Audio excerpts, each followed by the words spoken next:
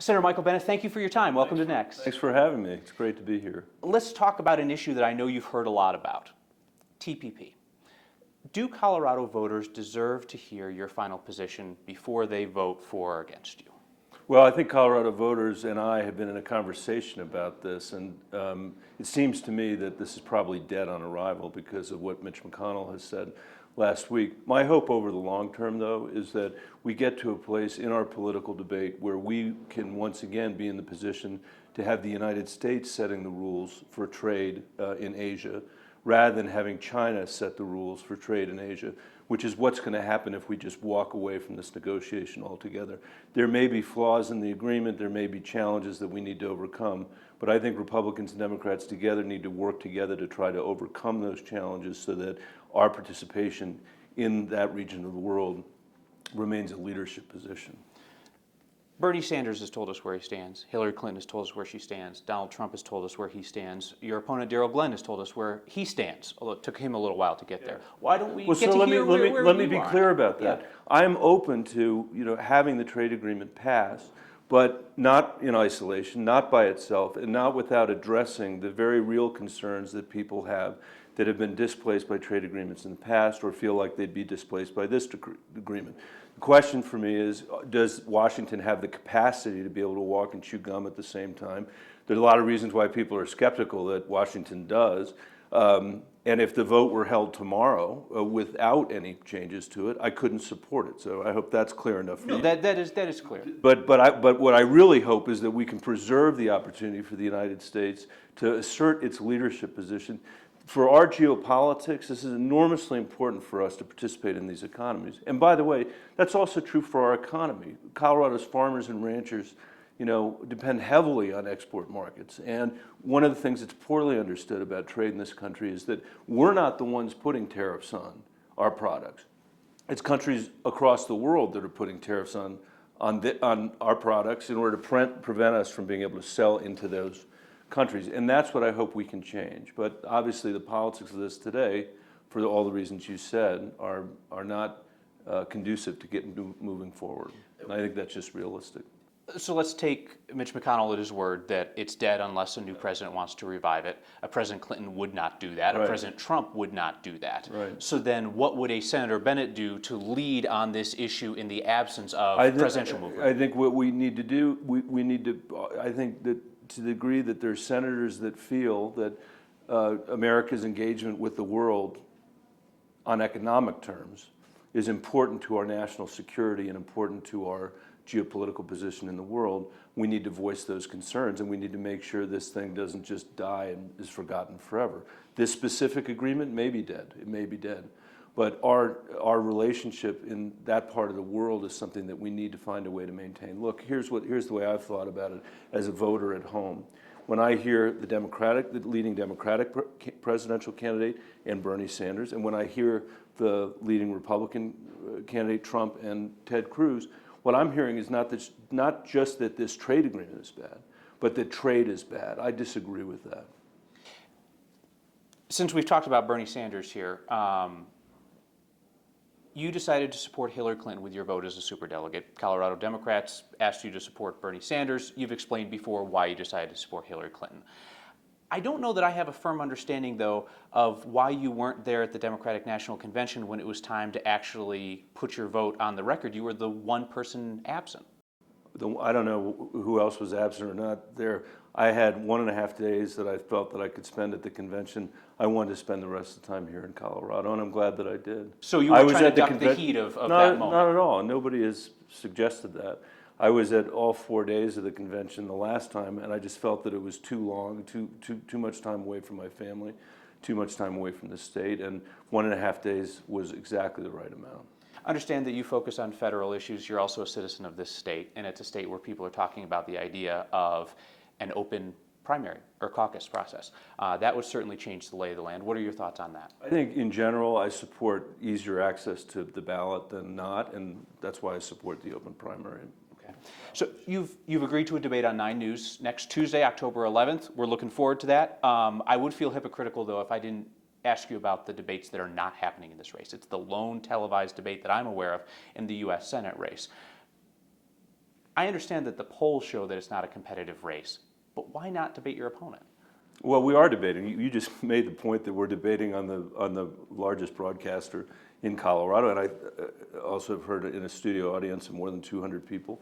We had a debate on the West Slope at Club 20, and we've had a number of fora together.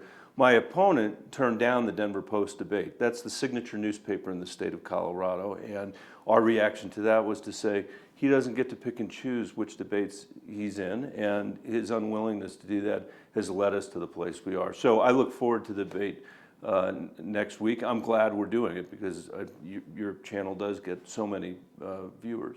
And again, this is weird for me to ask these questions because again, you're debating on our channel. But so it sounds like you're dinging Daryl Glenn for turning down the Channel 7 Post debate, but then you turned down the CBS 4 debate. I don't get that. I can't answer it any other way. Okay.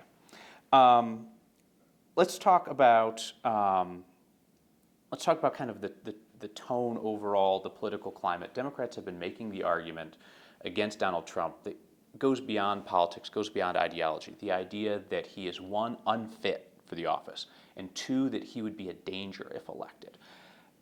Do you believe those things about your opponent, Daryl Glenn, that he's either unfit or would be dangerous? No, I am grateful for his service to the country.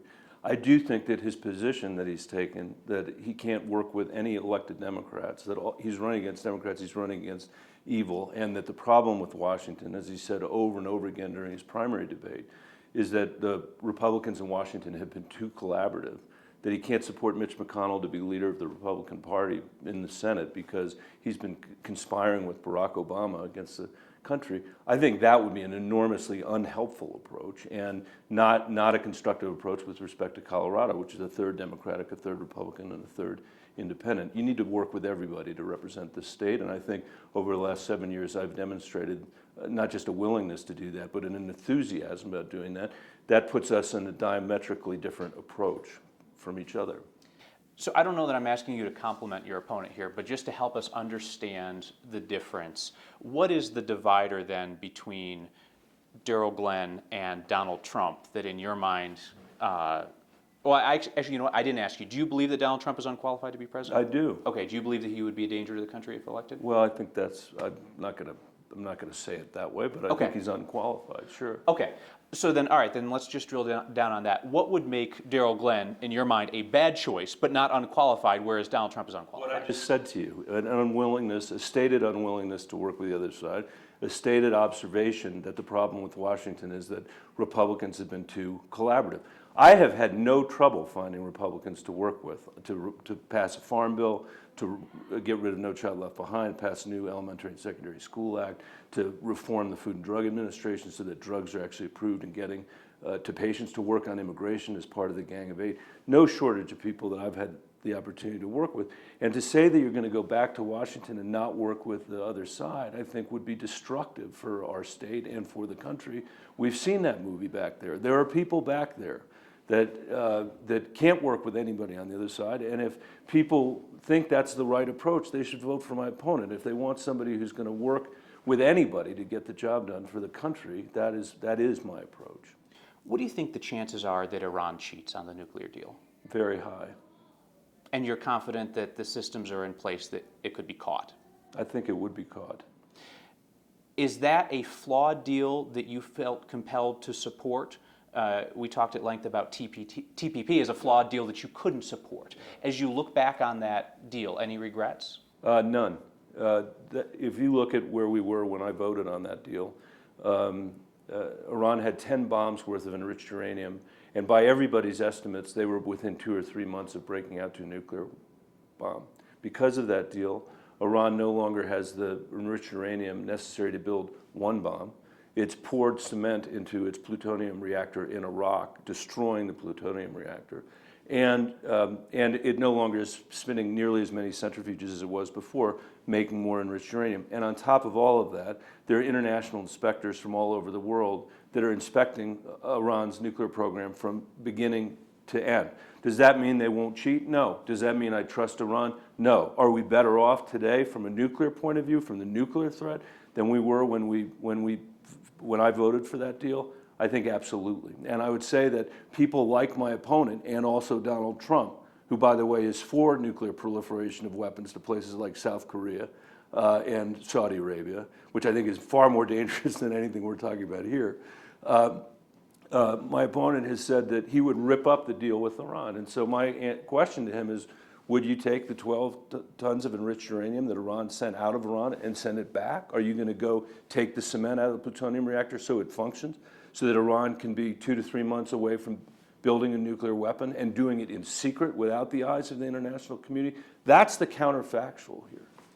What were you thinking when the news reports surfaced of the plane load of cash flying into Iran as the hostages left? I was really troubled by that. Because you didn't know that that was going to happen, or you were dismayed that it became public? What was the issue? No, I was troubled that there was it appeared to be that there was a simultaneous nature of the cash going to Iran and the hostages being released by Iran. So it was an optics issue.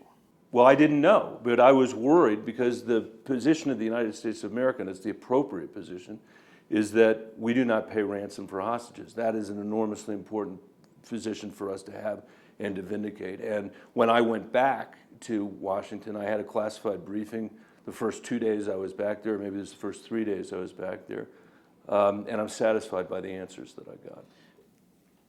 You knew that the cash transfer was going to happen. That was part of the deal. No, I knew that. Oh, you're talking about which crash? You're talking about the 300 million? Correct. In terms of the hard currency. No, that I was moved on. knew, and what I knew was that we, the United States, was trying to negotiate a deal with Iran separate from the hostage deal, separate from the nuclear deal, that related to the fact that Iran had sent to the United States a bunch of money to buy weapons before the Shah was deposed. And that negotiation was happening at The Hague. The Hague was going to make a decision one way or another, and the administration decided to settle the case with Iran, both in terms of principal that was owed and interest as well, separate from the nuclear deal, separate from the hostage deal. But that was a negotiation. I mean, that was publicized. That was something that was talked about and reported and so forth. That discussion was going on, but you knew that cash transfer was going to happen. You just didn't like the way that it looked. I'm trying to understand that. Or you were unaware that the cash transfer was happening? I became aware that the cash transfer was happening when I read it in the newspaper. Is that what you're asking? That is precisely what I was asking. As President Obama concludes his time in office, and we conclude our conversation here today, what do you think his legacy will be? I know it's early to talk about these things, but you've been a partner with him on a number of things, and how do you think that his time in office will be viewed? I think history will treat him well because we've come from the worst recession since the Great Depression to a record number of months of job creation and to much lower unemployment rates. But there still remain enormous dislocations in our economy. Finally, we got some great news a couple weeks ago, which is that middle-class income last year rose by over 5 percentage points. It's the first time in decades that that's happened. And even better news than that, if you were in the lowest wage earning, you increased by over 7% on average. But we still have a long way to go on that score. I meet people all the time in Colorado who are working hard. They have been working hard, but the cost of housing, the cost of health care, the cost of college, and the cost of health care are all conspiring to put them in a position where they feel they can't save and they can't do what's necessary for the next generation. And I think that is the work that's left to be done after the president leaves office. And certainly health care costs were going up before the Affordable Care Act went into place. The cost structures under the ACA have been really tough, especially on the Western Slope and in rural areas. Would you agree that that's something that has to be fixed and has to be fixed soon? Absolutely. Is that within your power and within the power of Congress Congress to It's in the address? power of people with goodwill that are elected to represent their constituents across the country to fix. It's not in the power of petty politicians who just are in it for the fight. If we're willing to come together to work to try to improve people's access to health care, to help reduce the cost of insurance and health care generally, there are many things we can do to do that. And you're right, in rural Colorado, I mean, if you draw a line from Frisco to Grand Junction and north to Steamboat, that's among the most expensive places in America to buy health insurance because of a lack of competition and because of a lack of transparency. There's a lot we could do if we had people of goodwill willing to work together instead of just trying to use the healthcare system for politics. Senator Bennet, thank you for your time. Thanks for having me. Appreciate it. Thank you for the extended discussion. Appreciate it very much. Yeah, no problem. Thanks, sir. Okay.